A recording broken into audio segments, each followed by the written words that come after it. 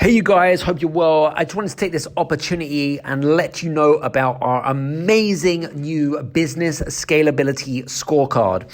So have you ever wondered if you're an entrepreneur, you're a business owner, and you want to grow and scale the business, but not sure how, and you're looking for some advice and you're looking for some strategies about how you could effectively grow and scale your business? Well, this is your opportunity. We have actually created an amazing business scalability scorecard. It'll take you around 7 to 8 minutes. And at the end of that, it will actually create a report of all of the things that you're doing particularly well in and the things that you need to make improvements to your business. And it's a great tool and a great asset for your business. To get free access to that, go to bit.ly/business-scalability-scorecard. Go there, go now. Take care, see you soon. This is the Game Changers Experience. Deep dive conversations with leading business disruptors, Olympic athletes, celebrities, entrepreneurs, and influencers from around the world. This show will teach you insights about the winning principles in mindset, productivity, marketing, branding, entrepreneurship, business strategy, and more. Hosted by Productivity Authority, business strategist, former elite athlete, author, and public speaker, Adam Strong. Hello, everybody, and welcome to the Game Changers Experience with myself, Adam Strong. And today we have another fun-packed show. Oh my God, can you believe this? I was just kind of looking back that actually we're almost kind of moving towards the 100th episode and beyond. And it's just kind of amazing, just how we've kind of, we've been going for almost a year, and it's just amazing. So anyway, listen, enough chit chat about that. I've got a great fun-packed show. We've got a great fun-packed show on today. We're with a guy called Lewis Senior. Lewis is a leadership and performance coach. He's also the co-founder of a company called Equilibria. And his fascination, he's the co-founder of a company called eColors, which is all around diversity and personality. He's created a diversity and personality platform that helps really kind of, I suppose, build better relationships, understanding people and psychology and stuff like that. So, and I want to give a big shout out to our good friend, Mark Wilkinson, because Mark introduced me and Lewis. And normally, if you want to come onto the show, it's normally done through recommendation. So I just want a big shout out to Mr. Wilkinson. So that's all good. So Lewis, welcome to the show. Thank you. Thank you very much. And looking forward to spending some time with you. I'm talking to you from sunny Spain here. It's a beautiful day. And looking forward to a great time with you. Absolutely. Fantastic. Listen, I know I read your story, and it's interesting because I know that we spoke before. And just kind of to give some context to some of our listeners, because we've got listeners from all over the world. You started off in the health and safety industry, but you also did a lot of things where you did a lot of work on oil rigs and personality and diversity, I suppose, technology and stuff, which is very, very different. They're like kind of chalk and cheese. Yeah. Give us a bit of a snapshot about how you went from oil rig to, I suppose, the co-founder of something which is, a technology software brand. Okay, so let me kind of give you the beginning of the story. 1976. I'm actually from Leeds in Yorkshire. Somebody had told me about these things called oil rigs in the North Sea, which I thought would be interesting. I said to my mum and dad, I'm going to go and work on an oil rig, and the response was, "What's an oil rig?" I mean, nobody had a clue in those days. I got out to the middle of the North Sea and found myself with a lot of highly technically oriented people, a lot of ex-military people at the time, actually, sure. Who got out in the military and got into that kind of industry. And I was absolutely fascinated with it. It was kind of rough and tumble, very interesting. My first exposure to Americans. So I can remember sitting down for breakfast and watch the gentleman have a T-bone steak, fried eggs, baked beans, ice cream on his plate, removed his chewing tobacco, stuck that on the plate as well, ate his breakfast, and back went in it was all brand new to me. Oh my God. And I suppose an oil rig is also like a mini city in a way, isn't it? It is. I mean, you've got everything from well, you live there, so you've got everything from every kind of hotel, as you would call it. So you obviously you live, eat, breathe there. On top of that, it was a very interesting time and dangerous time because there was a lot of saturation diving going on. I heard on Mark's podcast the other day, the gentleman that was in the series on Netflix about when he got stuck on the bottom as a deep diver. We had 11 people die on the first 6 months I worked on that rig. Wow. And the majority of them were actually divers who actually died in the decompression chamber. There was a lot of lack of knowledge of what people were doing in those days, which really started to interest me because I began to see more and more incidents and accidents and couldn't understand why people were getting themselves into the situations they were getting in. Where I lucked out, I was technically incompetent, I would say. I find it very difficult to translate things from my head to the end of my fingers, whereas most people in that industry are technically competent. But I was always good at getting on with people and working with people and building teams. So I actually got promoted very quickly over a series of years. After a couple of years in the North Sea, I just couldn't stand the weather anymore. So finished off going to Japan and working on a brand new drill ship that was being built there, and then worked on that for several years and just went from there. So it was a very interesting time. A lot of technology, early technology, which today would be taken for granted, but really fascinating for me. And then having had probably 28, 29 years in the industry, I began to feel that we were still missing something that I could not put my finger on. And actually in the mid-80s, we had been exposed to what they call DISC, which is one of the systems for understanding a bit about personality. You know, we'd kind of done it, had a little bit of a kind of a laugh, oh, you're like this, you're like that, never thought more about it. And then, as you will learn, if you get into what we're talking about with what we call the E-colors, my E-colors are predominantly yellow-red. So I have a natural tendency that I like to help people. And one day, to my amazement, they actually offered me, from running rigs actually in Egypt, where I was at the time, they asked me if I would become the health and safety manager for the largest drilling contractor in the world, and said yes, never even realizing it meant moving to Houston, which I did. But very quickly began to go around all the other rigs in the fleet and see what the basic challenges were. And a lot of it was around communication, and then people actually reacting from their natural tendencies. I actually got to a point in my life in 2002 where we have what we call strengths, which are the things that come naturally to you. And the flip side is what we call potential limiters. And we call them potential limiters because they're only a limiter if you don't do something about them. Got it.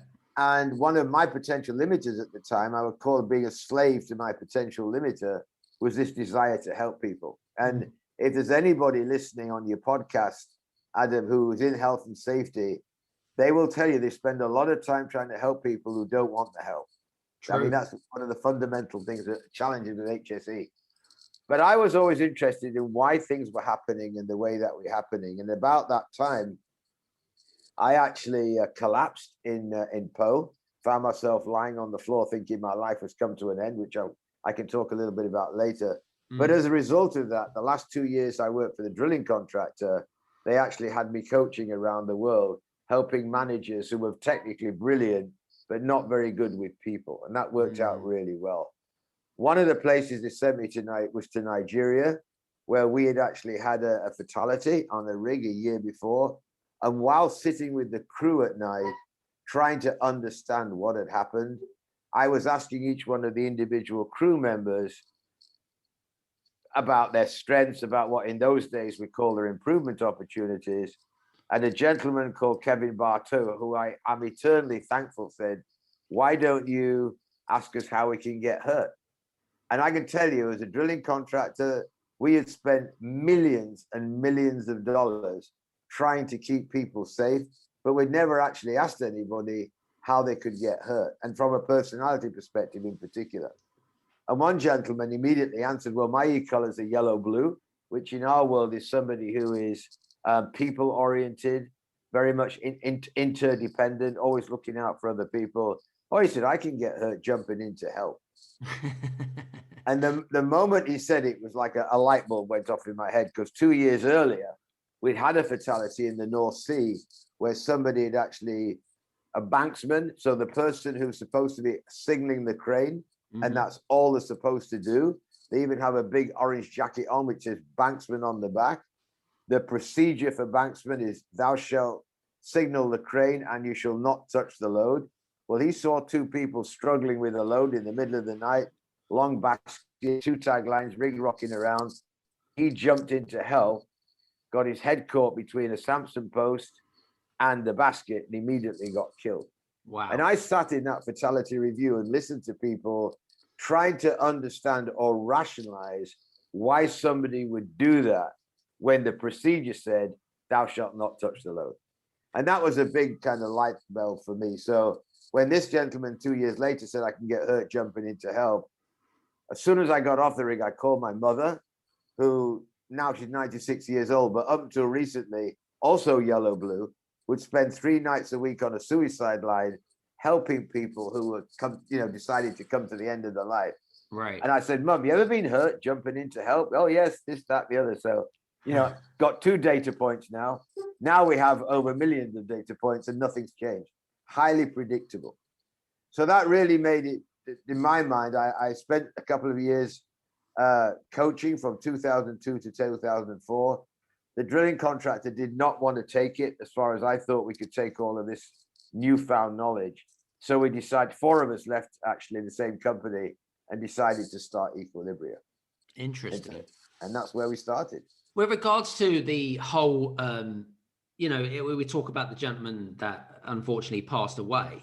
Do you also feel like it's also people's instinct? Because, when we're talking about, looking at people's behaviors and habits and why they do what they do, is it also around human instinct? Like if someone is struggling and it's like you said, you like to help people, but so there is a certain personality trait that belongs to you, and my personality trait might be different from say you, which is highly likely, and we've all got different Do you think it's also to do with people's instincts as well, even though you've been told not to do something and you go completely the opposite? Does that make sense?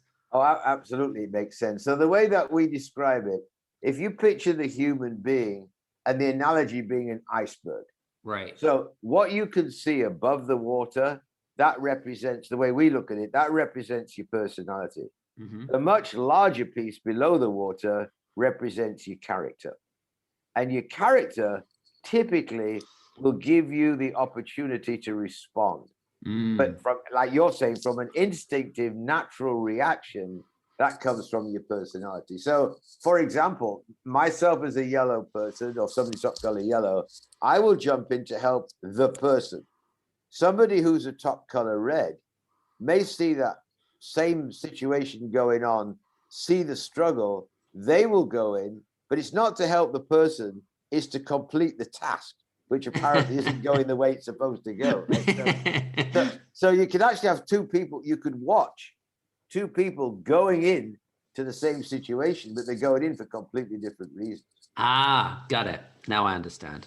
Perfect. Sounds good. So I know that when we talk about sort of personality trait testing, sort of thing, and you mentioned DISC and you mentioned Myers-Briggs and stuff like that.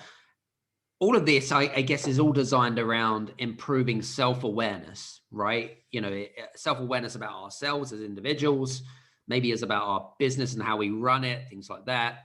How does it also, from your perspective, how can self-awareness be used to improve things like relationships in the workplace? I mean, you've highlighted health and safety and stuff like that. How is that sort of, can you give us a little bit of a snapshot about how it improves certain communication channels and creating a great culture and things like that? Okay, so it's probably worth understanding. Let me back up if you don't mind, Adam, because no problem. I think it starts at a very early age. So we had the privilege, after we started Equilibria, we got the opportunity to actually start going into schools through one of our anchor clients. And so I found myself for the first time in many, many years, if I went to Houston for a week, I would spend at least one day in several elementary schools where we were working. If somebody told me that when I left school that in 40 years' time, you'll be excited about going back to school, I don't think I'd have believed them. But we actually introduced the e-colors at 7 years old with kids, and I give it to understand it. And then we introduced what we call personal intervention, which is like this wristband I have on, which has a pause and play button on. That is my kind of tool for recognizing when I'm getting ahead of myself or where I'm going too fast-paced, etc. Different for different people. When I started to watch kids in the classroom, and I give you a good example, there is one school that we do a lot of work with in Houston, that's right in the middle of Chinatown. That school has 62 languages spoken in the school. Wow. The common denominator is the e-colors. So when you watch young kids in there, for example, those who are predominantly blue-green, and anybody, maybe for 2 seconds, let me give you a quick analogy of how the e-colors work. Sure. So e-colors personality styles have been around for thousands of years. The Chinese recognize the earth, wind, fire, and water. You don't have to go any further than that. So in our world, red is the doer. That's the fire. That's the action-oriented, typically fast-paced. The green part of us is the thinker, the analytical, the data-oriented person. The yellow is the engager or the socializer, and the blue is the relator or the supporter. We have all of those four personalities within us. However, two, most of the time, tend to be more predominant. Got it. Yellow, red, yellows in the school setting, for example, or in any setting, tend to be quite outspoken. They're ready to move on. They're always kind of a little bit ahead of everybody else and just very fast-paced, big picture-oriented. People who are more green, blue, green tend to be more steady-paced and tend to be more information-oriented. And they really don't like to speak up unless they're absolutely sure they're right. So sit there. I often would sit in classrooms with kids who are predominantly blue-green, never, ever raise their hand in class. And if you've got any listeners who go onto our website and found out the e-colors, they can be now 50 years old and they've still never raised their hand in class. I've met blue-greens who went through university and the only time they spoke in public is when they had to do their dissertation.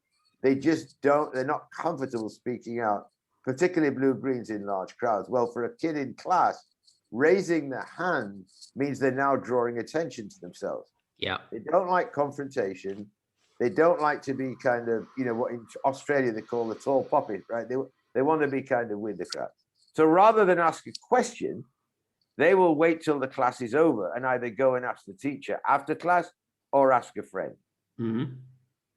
Fast forward that. So now, be it family, be it business, be it a sports team, whatever group you're working in, you've got these different dynamics going on.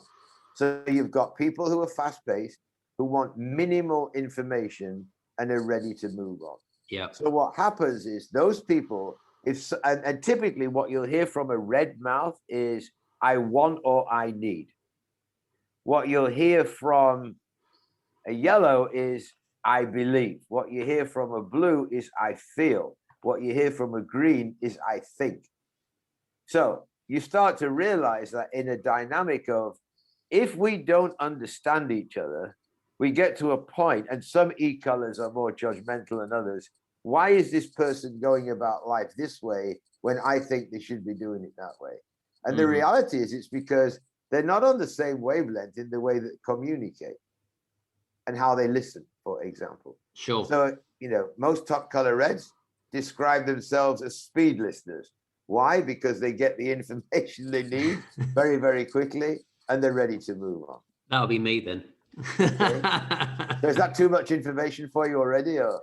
Way too much. Can we hurry up, please? So take a family dynamic. Let's start there for a minute. So I'll give you a good example. I live in Spain, been married to my wife for 44 years. Wow. She is predominantly blue-green. I have never, ever had an argument with her. You'll find most blue-greens can argue on their own. They don't need anybody else. My daughter is predominantly red-yellow, and she's the COO of Equilibria now. when she was 15 or 16 years old, she would turn around to her mum and say, can I stay out till 11 o'clock at night tonight? My wife, blue green, who does not like confrontation, answer in Spanish would be ya veremos, which means we'll see. That does not satisfy a red yellow, right? My son, who's blue yellow, who also is fantastic with Equilibria, he's going around trying to calm everybody down because my wife's going, we'll see. My daughter's going, that's not an answer. Just tell me yes or no, and then I know what to do. So that dynamic happens in all walks of life, Adam. Yeah, it's interesting, right? So with this whole e-colors thing, I mean, and so I found something out which is kind of interesting. But when we talk about, I want to talk about something completely, well, not, I wouldn't say completely separate, but when there is a misinterpretation or a communication breakdown or whatever it might be, whether it be in the workplace setting or whether it be with a relationship with your spouse or whatever it is, and you've probably heard this before, oh, we can't communicate to each other, right? And and that's a regular thing or whatever it is, because there is a misconnection or a disconnection or whatever it might be, right? Do you think, or from your years of research, do you also think that people that are maybe or autistic, as an example, or have like a learning difficulty, how does that then apply to the e-colors situation? Does that mean that there's going to be kind of, you have to work with that side of stuff, but then you have to work with the e-color side of stuff? How does that apply to people with that? Well, it's an interesting question, actually. I didn't know you were going to ask that. My granddaughter happens to be autistic. Oh, well, there you go. And so and by the way, for anybody who's listening and happens to have, until she was 2 years old, 2.5, you would never, ever know there was anything up at all. I mean, you could I can remember when she was 1.5 years, you could put a family picture up and she could rattle off everybody's name on that family. Had whatever the vaccinations are that you have when you're 2 years old. Yes. She came out of that, couldn't walk for 3 days. Oi. And I then actually flew down to Australia because my family live in Australia. My sister, who is a specialist working with this type of thing, I just happened to comment to her, my granddaughter's called Valentina. I said, I've been watching Valentina and she walks on her tiptoes all the time. And my sister said, that's the first sign of autism. You need to get Laura, my daughter, to see what's going on. And within weeks, sure enough, it was proven she was autistic. Until that moment, I had very much assumed that Valentina, what in the e-colors world, we would call somebody who's predominantly green-red, highly independent, doesn't like to be hugged. In fact, now she's 6.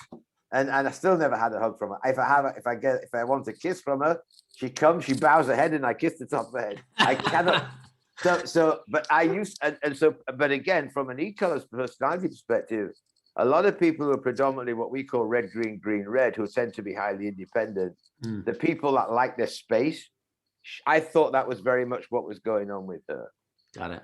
When you can understand, I have got several people I know who've got children who are autistic, or it depends obviously where they are on the scale. I mean, there's a huge range, as you well know. Of course there is, yeah.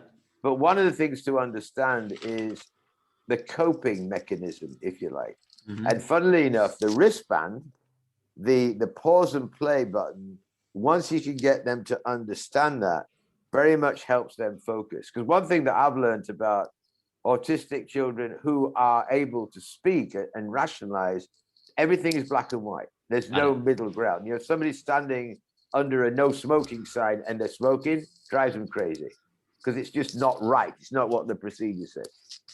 There's probably a lot more people on the spectrum, I believe, than people actually believe. When you start to watch people and you go, that's interesting, Now, if you look at it from another perspective, I don't know what it's like in the UK, for example, but we do a lot of work in the States. Any kid that is somewhat hyperactive in the States, first thing that you hear out of people's mouths is give them Ritalin or something to calm them down, right? Exactly, yeah. I would bet that nearly every person who gets into that bracket is either predominantly red, yellow, or yellow, red. Mm-hmm.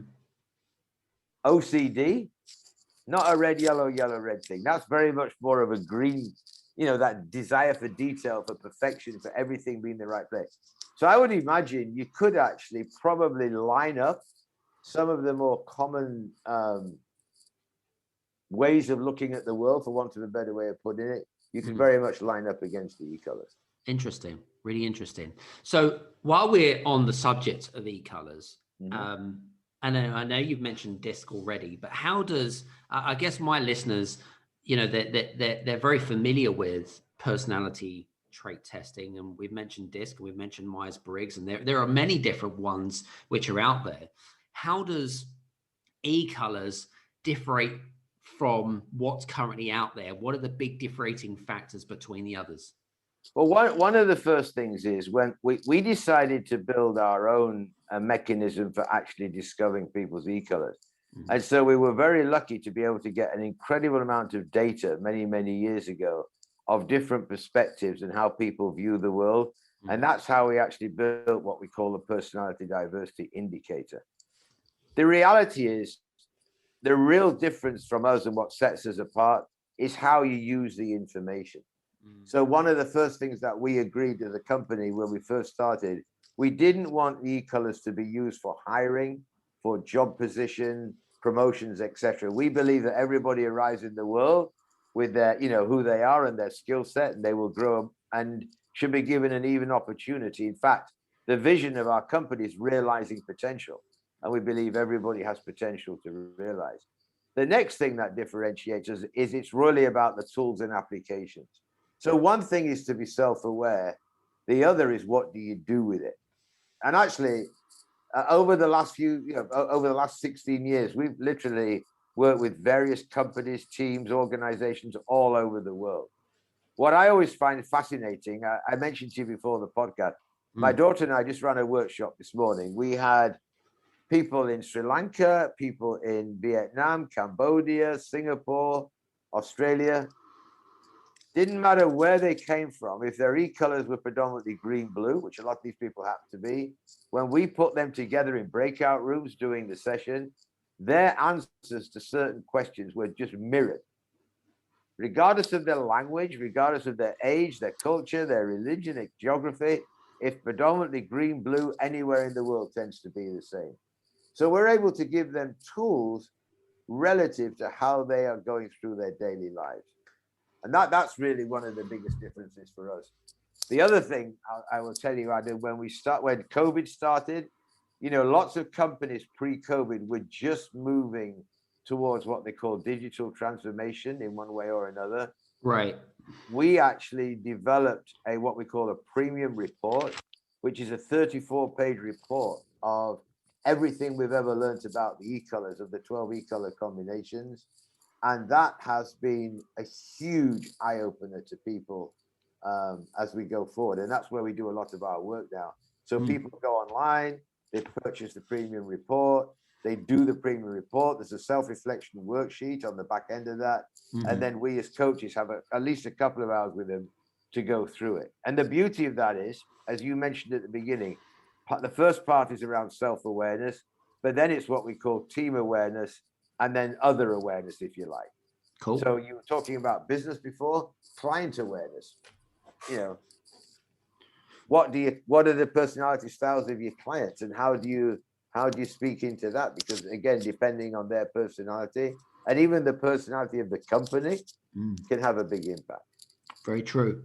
You mentioned earlier on, well, very briefly actually, with regards to e-colors itself, in what settings can it be applied? Because you mentioned that it's not really used for recruiting. So because most of our listeners are predominantly entrepreneurs and businesses, what can it be used for? What sort of situations and circumstances could it be then applied for? Okay, so anytime there is more than one person involved, it can be applied. And so let me put it in a framework for you. So a few years ago, we developed something which, to me, I think is an absolute game changer. We have what's called the essential leadership cycle, or the 8 essentials of high performance teams. So you look at any business, regardless of the side, or a football team or soccer team or whatever the team is, as long as there's people together. So the first essential is what we call self and team awareness. And that's where the E colors initially fit in. So first thing that you do with any type of organization is self and team awareness. Sure. Then we get to what we call shared vision and values. And again, always interesting, because we meet many, many CEOs, COOs, etc. and go, does your company have a shared vision? Yes, I've told everybody what the vision is. That's not quite what we mean by shared vision. Then we talk about clarity of roles and processes, which again, since the last year, there's so many people either moved on or moving into different roles in their work, etc. Very important for people to be crystal clear on what their role is and the processes that surround that. Then we go to trust. And let me just say this. So self and team awareness, shared vision and values, and clarity of roles and processes, they're what we call the driving elements of this cycle.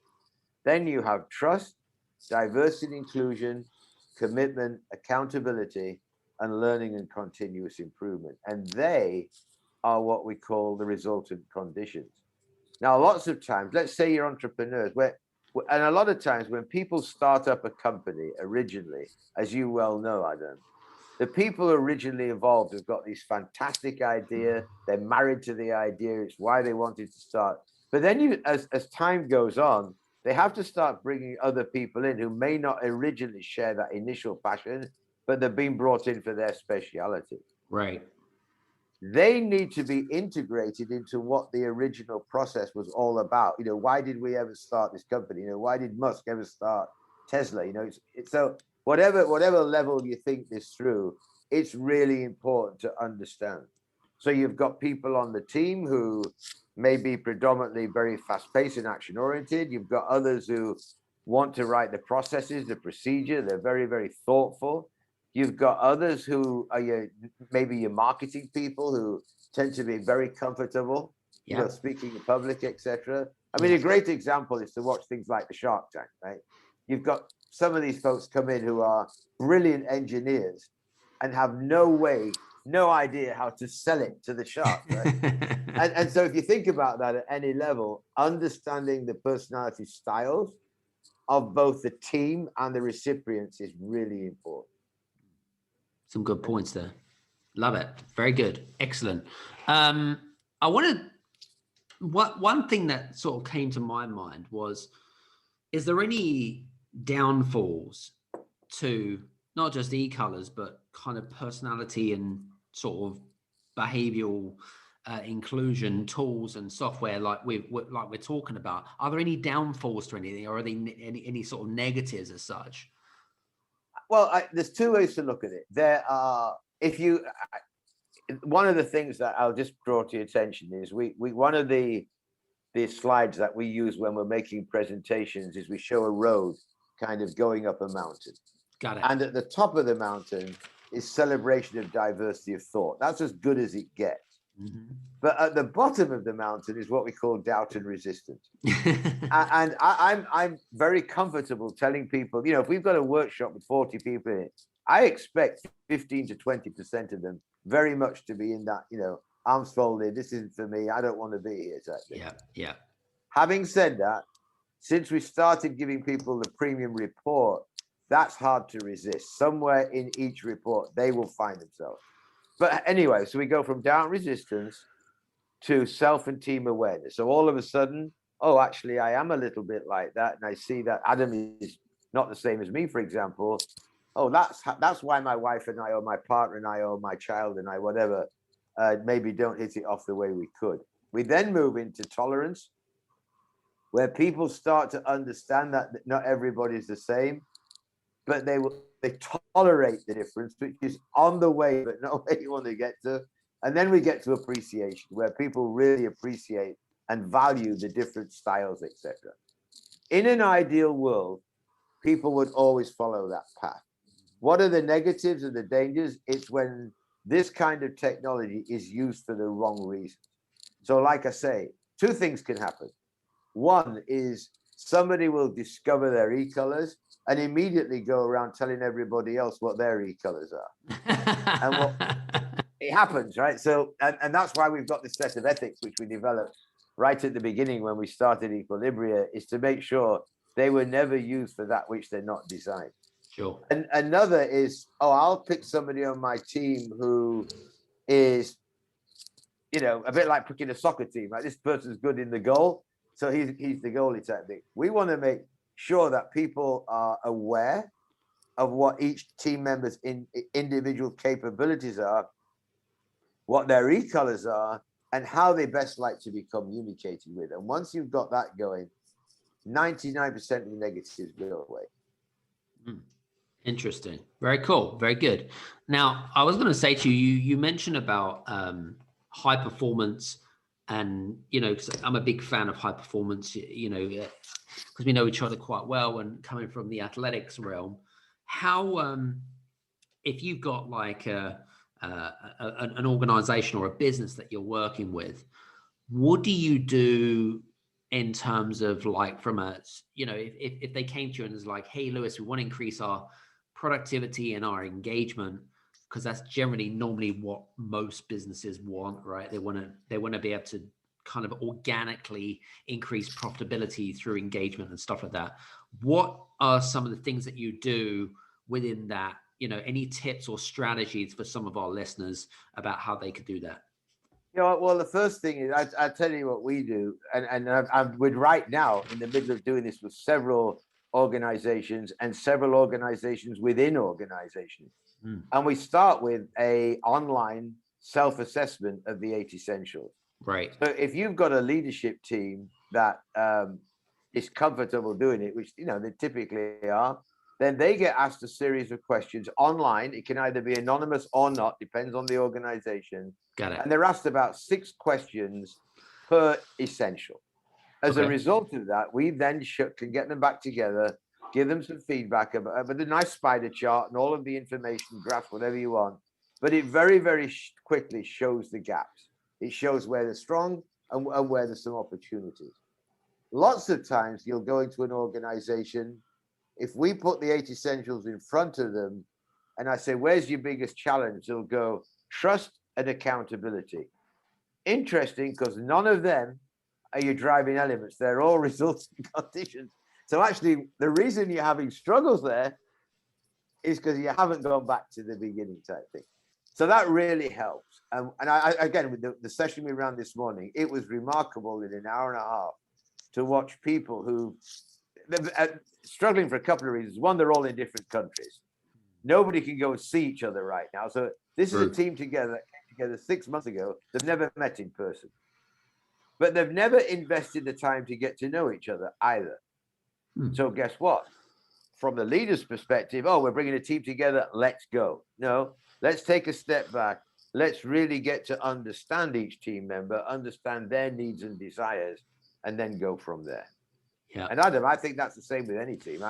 Mark and I have had these ongoing conversations about his various soccer teams about this, but let's take a good example right now. You've got teams all over the world that are bringing new managers in. It's no different. You've got a group of human beings who've all got their own personality, wants and needs. And if there isn't a good understanding of what they need and what the leaders want from both sides, it's never going to work very well. No. Well, that's where conflict comes in, doesn't it? And then breakdown, and it all goes Pete Tong, as I like to call it. But you're absolutely spot on. I think you're absolutely on the money there, definitely. We're coming towards the end. And I guess my last question is for people that are listening in, any sort of tips and or advice for people that are running a business right now, and most of our listeners are kind of small business owner, 6 to 7 figure business owners generally. Any tips or advice for people that number one want to sort of be able to use personality trait testing like e-colors and stuff like that, but also how to then interpretate those results in order to benefit for their business? Does that make sense? Yes. So I will tell you something that I've found, excuse me, very, very useful right now, and something that, again, pre-COVID we weren't doing this, but I can now see the advantage. Sure. So let's say you've got an individual, let's just say they've got 6 team members. Got it. So in the past, we would have asked everybody to go onto our website, find out their e-colors, and we'll run a session and at least bring everybody together. And that certainly works to a degree. Sure. However, what I'm finding really useful right now is people go onto the website, they purchase the premium report, and then let's say the leader's got 6 people working with them. They have one meeting at the beginning to explain what they're about to do. We then would facilitate a discussion between the leader and each one of their team members individually, going through the individual's self-reflection worksheet. So by the end of it, may take literally 24 hours in hourly sections. You have 6 people, could be 2 by 12. But at the end of that, the leader has a crystal clear picture of how that person would like to be communicated with, how they like to be recognized, what the strengths are, etc. When all that is done, you bring the team back together and they share what they have decided to do as a result of what they've learned. And then the team is up and running. Very good. Love it. Fantastic. On ball. First of all, just want to say thanks very much for being on the show today. It's been fun. We've had a lot of great information and a lot of golden nuggets because I've been writing my notes down. So guys, listen, hope that you've also been enjoying what me and Lewis are talking about as well. Make sure that you go back, listen to this because there are some really great golden nuggets in there. And Lewis, just want to say thanks very much for being on the show today. Really appreciate it. My pleasure. Thank you very much. Look forward to seeing you again. Awesome. Guys, listen, do me a favor. If you want to learn more about e-colors, you can click on the links below, but also you can also connect with Lewis on his social media links, and you can also do that. The information is below. Just mention the podcast when you're connecting with him, and then it'll kind of put 2 and 2 together. So listen, hope you've enjoyed today's show. Please make sure that you, oh, by the way, I was going to say to you, if you have enjoyed today's show, along with some of the other shows as well, then do me a favor. If you're listening to this on Apple, please leave a 5-star review or whatever review. You can leave a 1-star review if you really, really want to. It's entirely up to you. But please leave a review on the review section below. So otherwise, we'll see you soon. Take care and have a good one. Thank you. Hey, you guys, I just want to say thank you so much for listening in to this episode of the Game Changers Experience. I hope that you got some amazing value, some great insights, and golden nuggets that you can implement into your business straight away. I would really, really appreciate it if you could leave a 5-star review on the button below. Have a fantastic day, and we'll see you on the next episode. Take care.